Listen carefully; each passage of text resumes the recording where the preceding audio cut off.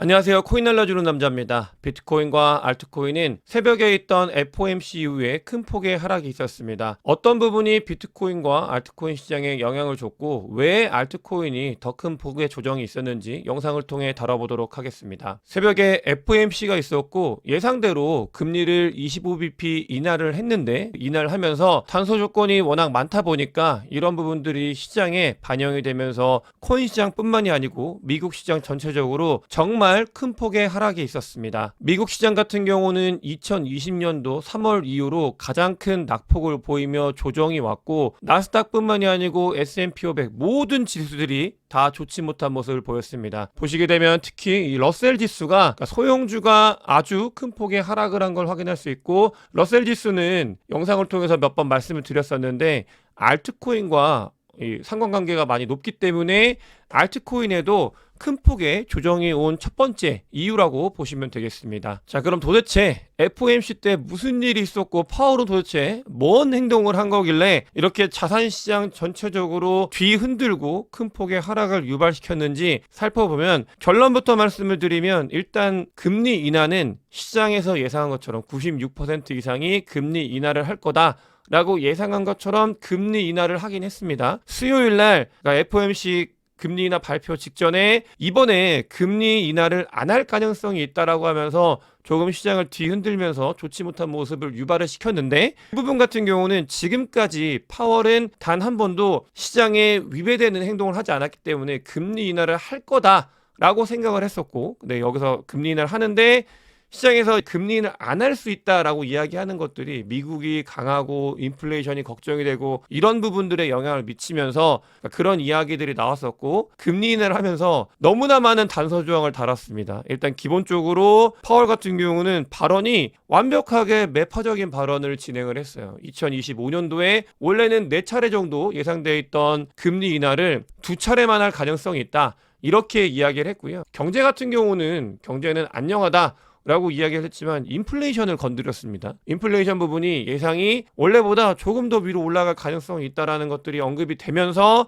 이 시장이 이렇게 되면은 더 이상 금리 인하를 많이 안 할 가능성이 정말 있구나. 중립금리가 올라가는 현상을 만들면서 이 시장의 유동성이 덜 풀릴 수 있겠구나라는 신호를 주면서 자산시장이 뜨거웠던 걸 한 방에 다 날려버린 그런 행동을 파월이 했다. 연준이 했다라고 보시면 되겠습니다. 이런 부분들은 사실 채권 시장은 시장에 대해서 미리 예상을 해볼 수 있고 먼저 움직이기 때문에 채권 시장에 움직이는 이 금리 이런 것들을 통해서 연준이 어떤 식으로 움직일지에 대해서 알 수 있는데 이미 미리 반응을 했었고 그런 부분들이 자산시장 특히 주식시장과 암호화폐 시장에 큰 폭의 조정을 미쳤다. 이렇게 보면 되겠습니다. 거기에 이어서 매크로 거시경제 상황에 대해서는 파월 연준 의장의 이야기한 것들이 영향을 받았고 1차적으로 받았는데 두 번째로 코인 시장 같은 경우는 한 방 더 맞았습니다. 그러니까 가만히 있어도 아픈데 한 방 더 때렸죠. 어떤 거냐면 기자가 서로 질의를 할 때 비트코인을 미국이 전략적 자산으로 가져가는 거에 대해서 어떻게 생각하냐 라는 질문을 했었는데 여기에 파월이 일단은 연준은 법적으로 비트코인을 가질 수 없다. 내 법을 바꾸지 않을 거다 라고 이야기를 때려버렸습니다. 안 그래도 매파적인 발언을 했는데 암호화폐 시장에 정말로 그냥 매가 아니라 거의 독수리같이 엄청나게 센 발언을 하다 보니까 코인 시장에 이런 부분들이 또 한 번 영향을 받으면서 코인 시장은 금리 인하를 하면서 매파적인 발언 때문에 한 번 영향을 받고 그러면서 비트코인 전략적 자산에 대해서 부정적인 이야기를 하면서 두 번째 영향을 받으면서 충격파가 더 컸다. 라고 보면 되겠습니다. 근데 중요한 부분은 이런 거예요. 비트코인을 보유하지 않는다라고 이야기를 했는데 비트코인 같은 경우도 전일 대비 5%까지 넘게 빠졌지만 알트코인들이 큰 폭의 조정이 나오면서 10%에서 많게는 20%까지 조정이 나온 걸 확인을 할 수 있습니다. 민코인들 같은 경우는 거의 20% 넘는 하락이 나오면서 큰 폭의 조정이 있었고 민코인 이외에 다른 알트코인들 같은 경우는 10% 내외의 조정이 오면서 정말 뒤흔들렸는데 이런 부분들 같은 경우는 비트코인을 보유하지 않겠다고 했지만 비트코인 같은 경우는 블랙록의 비트코인 현물 ETF 그 밖에 비트코인 현물 ETF나 기관들, 기업들이 가져가는 그런 목들에 대한 부분들이 분명히 있기 때문에 어느 정도 쿠션의 역할을 했습니다. 하지만 알트코인들은 나홀로 외로이 이 시장에 이게 둥둥 떠 있기 때문에 하락을 맞을 때는 비트코인을 보유하지 않겠다고 했지만 알트코인이 더 큰 폭의 하락을 만들어냈다라고 보면 되겠습니다. 알트코인의 하락폭을 보게 되면 12월 8일 날 있었던 큰 폭의 하락, 12월 8일 9일에 있었던 큰 폭의 하락이 있었는데 그 하락폭만큼 다시 한번 굉장히 큰 하락이 나오면서 시장에 그리고 사람들, 리테일들이 공포감을 만드는 정말 이제는 끝난 거 아닌가 이런 생각이 들게 만들게 이 시장을 흔들었다라고 보면 되겠고요. 선물참사매상으로도 이런 내용들이 잘 담겨 있습니다. 지난 영상 수요일 날은 멤버십 라이브를 하기 때문에 수요일 날은 전체 공개 영상을 찍진 않는데 화요일 날 영상을 보시게 되면 비트코인이 상승을 하면서 올타임 하이를 넘어설 때 뒤늦게 레이트 롱 포지션이 구축이 되고 있다는 말씀을 드렸습니다. 이렇게 레이트 롱 포지션이 10만 불 언저리에 형성이 되고 있다. 이 부분을 건들지 보자라고 했는데 실제로 이번에 이 재료를 이용하면서 비트코인의 하락을 유발을 시켰고 레이트 롱 포지션을 모두 다 정리해내는 걸 확인할 수 있습니다. 단기적으로 세력들은 지도를 켜놓고 움직이는 거기 때문에 그러니까 고배율을 하면 안 된다라는 말씀을 다시 한번 드리고 싶고요. 비트코인보다 알트코인들이 더 큰 폭의 하락이 있었습니다. 이 알트코인들 같은 경우는 거의 한 7천억 정도가 또 세력들한테 돈이 넘어간 걸 확인을 할 수 있고 이 부분은 지난 12월 8일 날 있었던 하락만큼 하락을 유발을 시키면서 더 많은 공포감을 조성을 했고 CVD 자료상으로 봤을 때 고래들 같은 경우는 큰 폭의 움직임은 보이지 않고 있습니다. 일단 하락을 유발을 시키면 조금 내려온 모습은 보이고 있지만 이 정도는 언제나 있던 변동성 구간 정도라고 보시면 되겠고 오더북상으로는 95K 정도의 강하게 매수벽이 형성이 되고 있는 걸 확인할 수 있다. 개인적으로는 여기까지는 안 갔으면 좋겠는데 언제든지 갈 수 있기 때문에 90대 초중반까지는 사실 거의 한 2주 전만 해도 90대 초중반 비트코인 움직이는 거는 당연한 거였기 때문에 이 부분에 대해서는 조금 자연스럽게 받아들여야 되는 그런 시기이지 않을까 생각을 하고요. 비트코인 도미넌스가 비트코인도 같이 하락을 했지만 알트코인이 큰 폭의 하락을 하면서 비트코인 도미넌스가 올라가고 있는 걸 확인을 할 수 있습니다. 이 부분 같은 경우도 그러니까 트럼프가 당선이 되고 나서 비트코인도 상승을 하고 알트코인도 상승을 하고 비트코인이 횡보를 하면서 알트코인의 시즌이 잠시 왔었습니다. 모두가 행복했던 즐거웠던 시간이 잠깐 있었는데 뒤로 다시 알트코인에 모였던 돈들이 비트코인으로 돌아가면서 비트코인의 도미넌스가 올라가고 있고 알트코인들이 고통을 받는 시기가 조금 이어지고 있고요. 매크로적으로 봤을 때 거시경제 상황으로 봤을 때 달러 인덱스가 정말 좋지 못한 모습을 보이고 있습니다. 달러 인덱스가 거의 108까지 올라갔고 환율 같은 경우도 여러분들 보시게 되면은 원래 연말에 해외에 많이 가시는데 많이 아픈 상황이죠.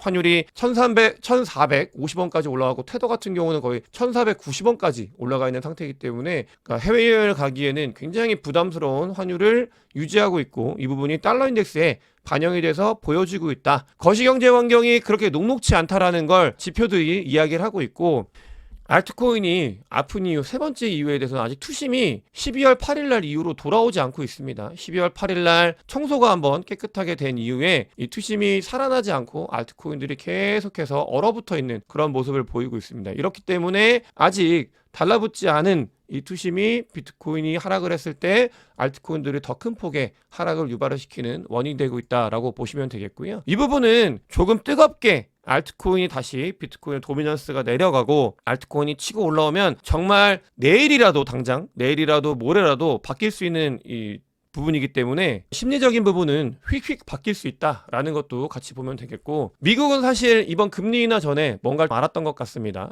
코인베이스 프리미엄을 보면 FOMC 이전에 이미 코인베이스 프리미엄이 음수를 가리키고 있었습니다. 미국에서는 이 부분에 대해서 FOMC가 연설을 하고 시장이 하락할 거에 대해서 미리 대비를 하고 있는 그런 모습을 보였었고 지금도 음수를 보이고 있고 아주 중요한 부분이라고 말씀을 드렸습니다. 비트코인이 가격이 오를 때 미국 시장이 너무나 중요한 시장이 되었기 때문에 미국 시장의 움직임에 따라서 이 부분에 변화가 있다. 라고 보시면 되겠고요. 굉장히 오랜만에 비트코인이 이 가격대를 지켜줘야 된다. 이런 이야기를 다시 하는 시간이 왔는데 21일 이평선 근처에 비트코인이 와 있습니다. 21일 이평선 그러니까 비트코인이 상승할 때 자주 지켜주는 불밴드 중에 하나거든요. 그 라인을 조금 지켜지는 게 어떻게 지켜지는지를 바라봐야 되는 그런 위치에 도달을 했고 오랜만에 이 지지대에 대해서 언급을 하는 것 같은데 조금 잘 지켜줬으면 하는 바람이 있습니다. 실제로 비트코인 같은 경우는 숏텀 홀더와 롱텀 홀더가 완벽하게 체인지가 일어나야 되는데 아직 체인지가 완전하게 발생을 하지 않으면서 계속 저항이 일어나고 있는 걸 확인을 할 수 있습니다. 이 부분을 강력하게 뚫고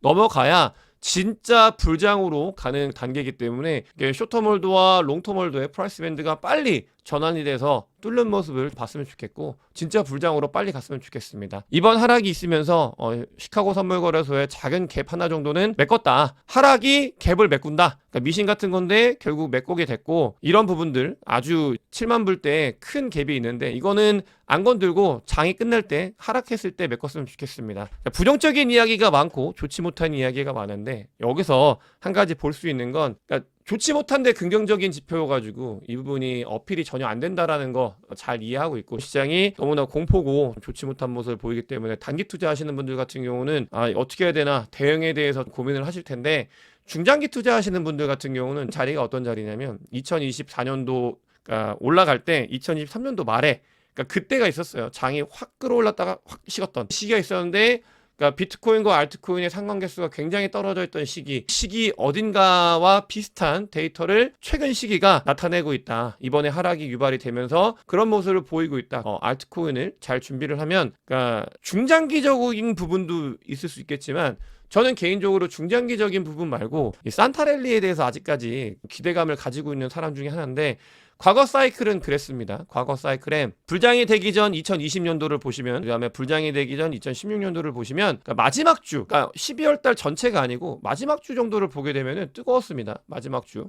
이렇게 뜨거웠고 2020년도 같은 경우는 전부터 미리 뜨거웠기 때문에 이 뜨거운 게 거의 뜨거 정도였는데 보시게 되면 뜨거워지는 게 12월 말로 갈수록 뜨거워지는 모습을 확인할 수 있고요. 그러면서 1월 초까지 이렇게 움직였는데 이게 작은 폭이 아닙니다. 보시면은 26% 비트코인이 26% 넘게 상승을 했고 비트코인이 11% 넘는 상승을 했기 때문에 이거 놓치면 수익률에도 굉장히 큰 폭의 놓침이 있는 의미 있는 상승인데 그게 꼭 12월 말 주에 나타났었다. 2024년도 51번째 주를 지나고 있는데 어떤 때보다 좋지 못한 성과를 보이고 있습니다. 이 부분이 과연 이렇게 될지 아니면 반등이 일어날지는 조금 더 지켜봐야 될 거고 아직 52주가 남았기 때문에 이 주에 어떤 반등이 일어날지에 대해서 저는 개인적으로 조금 더 봐야 된다라는 입장이기 때문에 여러분들은 어떤 준비를 하실지에 대해서 한번 잘 생각해보면 좋은 시기지 않을까 말씀을 드리면서 오늘 영상 마치도록 하겠습니다. 영상이 도움이 되셨으면 구독과 좋아요, 많은 공유, 댓글 그리고 큰 관심 부탁드리겠습니다. 영상 봐주셔서 대단히 감사합니다.